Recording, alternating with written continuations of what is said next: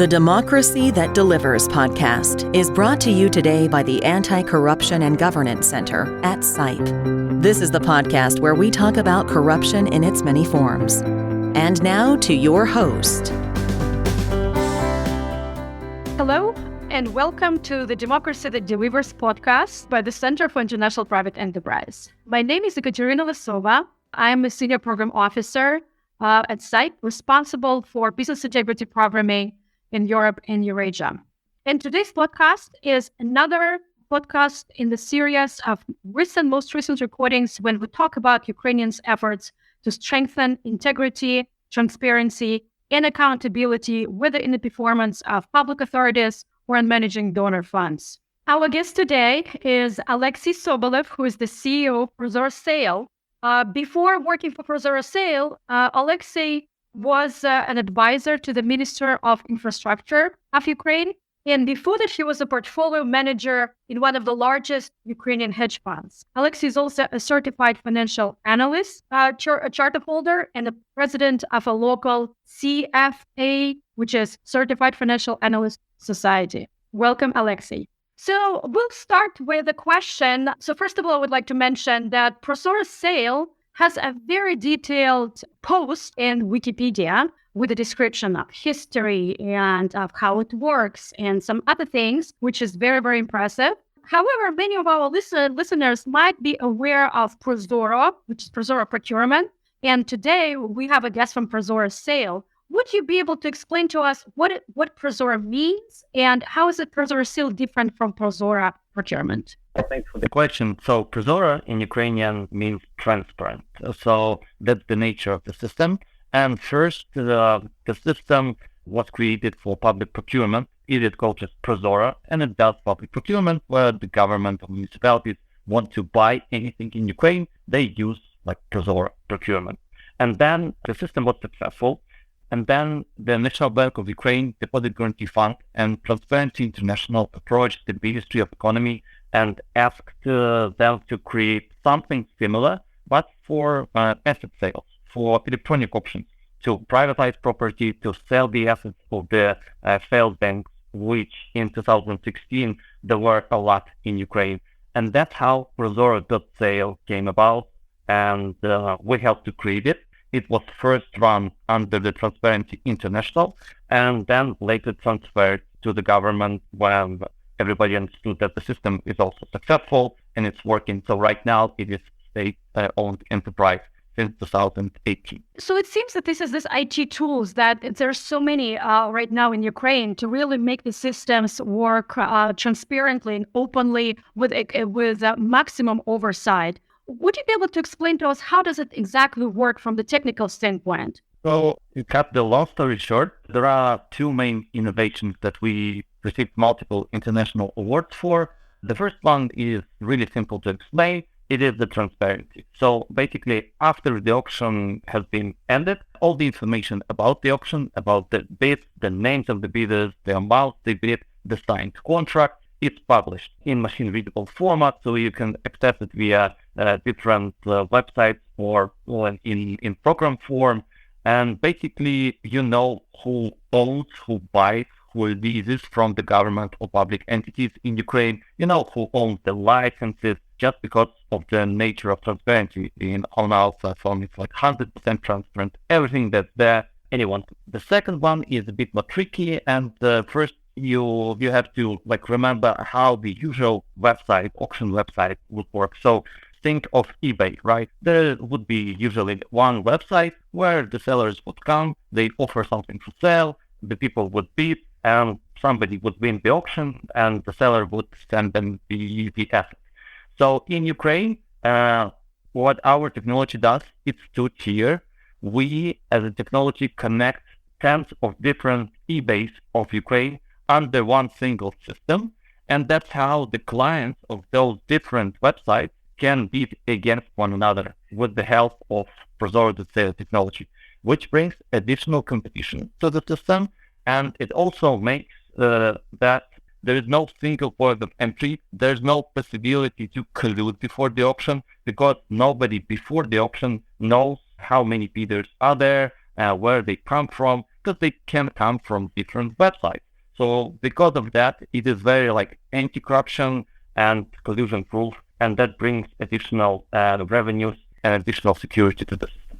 Yeah, and you mentioned that the Prozorro sale, the system, the approach has been awarded some, numerous awards, international awards. So would you talk a little bit more about that? And so to what extent it's unique among other IT tools existing elsewhere in other countries? Well, from what we know, it is pretty unique. So this idea that there should be like similar rules for public asset management in a country in different areas that we operate is quite unique. So if you look at your country, or like you might be listening from the US, right? So probably in your country, every ministry, every department, and many public entities like every city would have some kind of website, usually quite obscure, that nobody really knows except for like some people that sell stuff like real estate, cars, or does licensing, or sells, I don't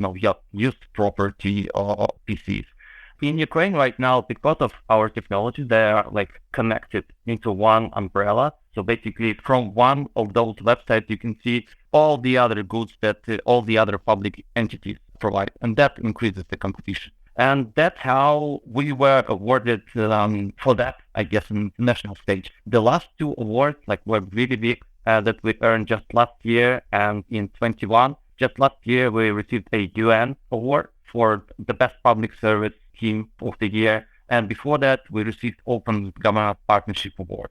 And basically, because of the transparency, I guess what generates this award, this 100% transparency, it not only kind of allows the business to do business with the government, it also increases trust in the government because it's so transparent, it's so accountable, and the civil society can check all the options, right? There's no problems with them. And the business could know how the government behaves, how it sells stuff. So it adds so much trust to the system, and that we know that trust creates more democracy. So we're not just a solution that generates revenue, right? We're a solution that also generates more democracy, better democracy. And I guess it is very important in today's world. And so the system has been already working, and it started working before the war. But since the war, how has that changed? How the operation, how the citizens, the private sector were able to use the system since the beginning of the war last year? We cannot stop for a day, and I guess this is very good. And the second thing is that because of this is a digital instrument, right, and it's still operating, it allows the government to be much more flexible than if the system wasn't there. Meaning that, for example, many people moved from the areas that were closer to the fighting, right, to the western part of the country, which means that there is increased demand in western part of the country for real estate. And the government was able to do this on a massive scale to increase, for example, leasing or privatization operations. And so we privatized more, we leased out more in the areas where people move, right? So that solved this problem where people move from one area to another in millions, and they don't have the real estate to work in. And the government said, yeah, we have some property, and if not for the system, it would take months or years, right, to manage all that, because there were thousands of options there. And with the system, because it's so digital, it just took a couple of months and to rearrange, right, to rearrange the property. The other thing is that during this period, we, for example, had a record auction in oil and gas licenses. The government received 1 billion hryvnias for the oil and gas license from one of the biggest Ukrainian oil and gas companies, and this is around $25 million, which goes to the budget, and the budget goes to the army. So that's the way for the government to generate funds. And as I can say, it is fairly quickly. It all happened within a month. There was competition, auction, and you can see who won that. You can see the signed contract. And so are there any examples, maybe any anecdotes you can tell from how the, just individual citizens or private sector So entrepreneurs and private sector people can use businesses can use the system during the war. Yeah, so one of the examples that I was mentioning, right, like on a massive scale, we also conduct sometimes interviews with the winners from our auction, asking them how they did they find this process to be like easy. And so some of them were actually people who moved from the eastern part of Ukraine to the western one. There was a couple of doctors who rented out a municipal room.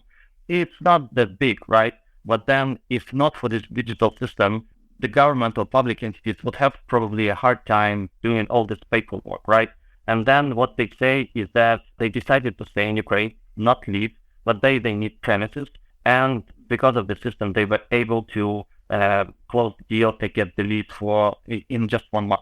So it is fairly quick, and they had the experience before the system was online. It took like sometimes years to get through all the red tape and get all the provisions. And right now it is much more quick. This is great that it allows for that, again, transparency and ease of really leasing and renting public municipal spaces. So, and it's great. How do you reach out to private sector companies or individual citizens on showing them that there is such an opportunity? How do you communicate with the civil society on that? Yeah, and the beauty of the system that it connects the websites that already have these clients, right? The businesses and the private individuals. So it's not like we should promote some separate government website so people would know it and go there. No, we just connect those different websites, and on those websites, people see the regular, business auction, and then they see government auctions, because like the regular business auction that sells real estate is not different from the government, right? So why should you have separate instruments for that? So that's one. The second part is, of course, that when people talk about the government, the businesses, they talk about the government. Yeah, they don't trust the government much. Sometimes they feel that the government, dealing with the government, is a bit cumbersome, right? There might be excessive bureaucracy there, etc. So basically, what complete transparency provides for the businesses, because we have complete transparency, because we have, for example, public business intelligence tool at bi.prozorro.sale, which anyone could access and actually check, the times, how many days it takes to sign the contract with this public entity, or what the average price is per square meter which this public entity sells. So the business doesn't have to trust the government so much. It could check all the prior transactions. And we, so far, for 6.5 years of operation of Prozorro.sale, we've done deals for $2.5 billion and in around 100,000 of auctions. So there's a lot of data, and that data helps the business to actually know what's going to happen, right? So what's their likelihood of winning? How much time will it take to sign the contract? Will there be any problems there or no problems there? So this transparency actually builds trust from the business to the government, because the data is there.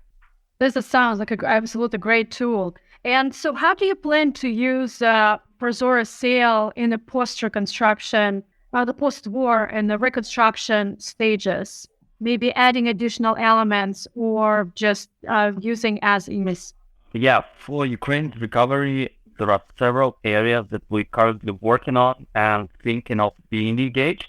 So the first one is doing what we do now, is raising resources, right, through privatization, through sales of whatever the government owns and doesn't need, or municipalities, they would have some old buildings that they don't want, they're going to sell them, the business would open new businesses there. So this is the easy part, right? Second part that we're definitely going to be engaged is there's a new law registered in the parliament which aims to introduce a mechanism for transparent and effective sale of property owned by the citizens of the aggressor state. So confiscated properties, the Russian assets that are in Ukraine. So probably this year we will be selling that to generate funds for Ukrainian recovery. We also do charitable auctions, which raise funds directly to Ukrainian army or for for humanitarian causes. And as just the option expert, we can sell whatever, right? And we sold, for example, a block of postal stamps for several million hryvnias. It's like $200,000 that was made to Ukrainian army. And then we also take part in Right Ukraine coalition that's working on creating a separate digital system to make this whole recovery of Ukraine project as transparent as ever been in the human history. So basically, with this system, you would see every dollar of funding coming in, and you can see like all the projects that are there that the dollar was spent on. You can see all the contracts. You can see the construction process and the school that was built. So we're helping to develop that because it is also based on this 100% transparency principle and digitalization principle. Different areas. Well, thank you so much for that. And I will just mention to our listeners that what Oleksii just said about Rise Ukraine, which is a coalition of, I think, over 40 organizations, Ukrainian and international, in really pulling together all their resources, their minds, to ensure that the recovery, reconstruction of Ukraine happens with transparency and integrity and accountability. And the system that Oleksii was referring to is called Digital Reconstruction Management System, or DRMS. It's been widely discussed right now on different levels as a single window mechanism for increased transparency, accountability, and that what Prozorro sale will be part of that system as well. So this is great to know and great to hear for all our listeners and to keep in mind. I think that the system, the DRMS system, is planning to be functional later this year. So we will be definitely watching out for progress on that. So, and if someone, given that is such a unique tool with really providing so many opportunities for transparency in public dealings, which in this, usually very challenging area. So how can someone from abroad, if they're interested in using the same algorithm, so how can they do it? Yeah, so what's good about the system is because it's all very, very transparent, it's also open source, which means that the whole code is online by design, so anyone could go and check that there are like no hidden functionality in the code, so no one can cast a doubt on the system. And the byproduct of that is that it is like open source, which means that anyone could copy the system, and it's installed like 6 years of development of the world's most transparent, like award-winning auction system in its country or in its area. So it is basically free. Yeah, okay, you need an expertise to do that, but just like call on us, and we're pretty much happy to do that. Why? Because first of all, it's already developed, and Ukraine, would be happy to share what it has for all the support that we receive from the world. So we would be really happy to engage with anyone interested. And if for example, do you know in your country who owns the license, who owns those licenses for oil and gas and natural resources? If not, if you want it to become more transparent, just send us an email at info@prozorro.sale, and we're gonna work with you to develop the system. I guess it would be easy to find some donor providing the funds for the setup, because all the costs are already paid for, and the code is already developed. It's out there. So if, for example, the other area that we are very successful in is land options. So just last year, World Bank did a study on Ukraine land options, and what it found that after the system was introduced, the amount of revenue that was generated by municipalities and the state per hectare of land immediately doubled, which means you're not only getting the transparency, right, and decreased trust in your democracy, but you're getting the revenue. Meaning, what else can you ask for? So the system, we know, it works with land lease sales, real estate, privatization, or insolvency auctions, or arrested property. So in all those different areas, we have the experience in Ukraine. And if you're interested in that, just drop us a line. We're on Twitter at Prozorro, Prozorro Sale, or we'll just find me, Oleksii Sobolev, and we'll be happy to talk and discuss the opportunity. What's striking, Alex, is that Ukraine going through a terrible, unjust war. And at the same time, you are willing to share with foreign partners, with anyone who is interested in using this, the algorithm, the approach to managing public funds, public property. You're willing to share it with the world as being what was been known as the most transparent e-auction system. So this is really striking. And we just congratulate you on developing this program, on succeeding to maintain it and continue it, improving it, and using it for new goals, such as what you mentioned, for auction of the trophies of the war or confiscated property and so on. And there's another question that I must ask, because Prozorro Sale is a state-owned enterprise. And of course, our listeners would be very much interested in knowing how the independence of the organization is being maintained, given that it's been managed by the Ministry of Economy of Ukraine. So could you tell us, please, to talk about the control, the independent oversight over your organization? Yeah, great question. So, we're a small team of around 60 people, and the system does tens of thousands of auctions per year. So there's big leverage because of this IT, this digital tool. And those 60 people, the corporate governance that we have a supervisory board with 3 independent members that are elected through competition and 2 members that are appointed by the government. So the system is 100% owned by the government, but it's run under the Ministry of Economy by independent supervisory board, which where independents have the majority.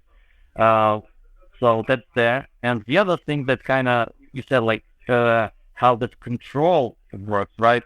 So because of the transparency, we have, because of the transparency and the 2-tier process, meaning that there are multiple electronic marketplaces connected to the system, benefiting from the system, meaning selling property and receiving the funds from the buyers that have vested interest to keep the system working as it is, transparent and competitive. And then there are still activists that look at the data, for example, this Transparency International Ukraine or other smaller and similar size activist organizations, NGOs in Ukraine. So they look at the data and they check if nothing's fishy going on there. And if there would be changes in control, there would be someone can say that this is not right? So there are multiple layers of protecting this kind of independence, from the supervisory board, which is independent, to commercial entities working very closely with the system, to activists using the data. And there are some businesses also, that get our data, and so they get our data and build their apps on top of that. Thank you so much. So this is really impressive, the conditions you are working in. And so my last question, related to something that you mentioned earlier, and I would just ask you to elaborate a little bit on the issue of privatization. As the Ukrainian government announces the plans to approach more privatizations in the future and to really build new Ukraine with based on the market-driven economy and so on. So how do you see the role of Prozorro Sale in managing privatizations, so our listeners understand the exact mechanism? Yeah, so we're basically right in the center process, right? So we do this very particular part of the process where the ownership changes hands, and we help to decide who will own this piece of property because of the transparency. And because of the auction competitive nature, then there would be no question, from my kids, for example, saying, hey guys, was it fair? Yes, you would always check, you can see who did, you can see the amount, and you can see that the winning bid received the property. So this whole thing is very important because, interesting story. So once we had Roger Mayer's who is a Nobel laureate in the auction theory. So he came to Kiev to look at the work we're doing. So and what he said to us is that it is really great that we're doing this because we're bringing back the good reputation to auction that back in the 90s, Russia has completely destroyed with all the fake privatization auction. And he said that like his field became toxic for some part. So the auction didn't have to do anything about that, right?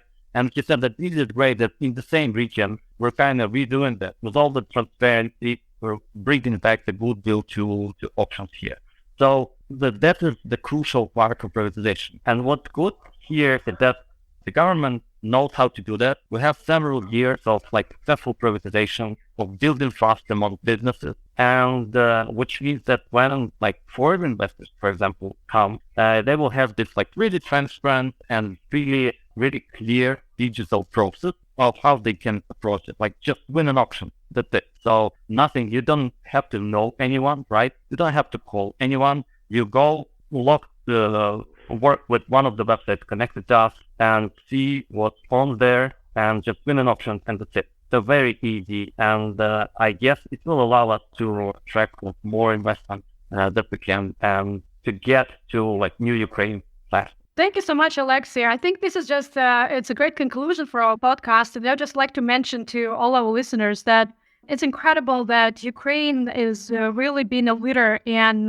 developing and sharing these various IT solutions that make public dealings and communication between the public and private sector and civil society so much more transparent, on so much more clear and understandable rules. And to even make it clear some of the terms that have become dirty, such as privatization, right? So privatization does not have to be shady or illegal or fraudulent, right? It's a great tool to transfer property and to benefit the state and the citizens.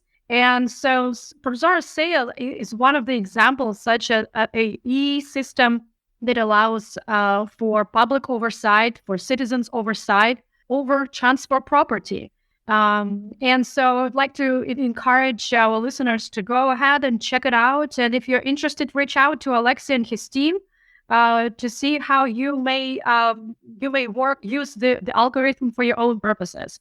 And with that, I would like to thank you, Oleksii, very much for being with us despite the electricity cut off, and tell us the story of the organization you're leading now and the efforts to really build new Ukraine with highest standards of integrity, transparency, accountability. Thank you so much, and goodbye. Having me, and thank you for everyone listening, and we hope to get in touch. Democracy That Delivers has been brought to you by the Center for International Private Enterprise. For more information, please visit sipe.org.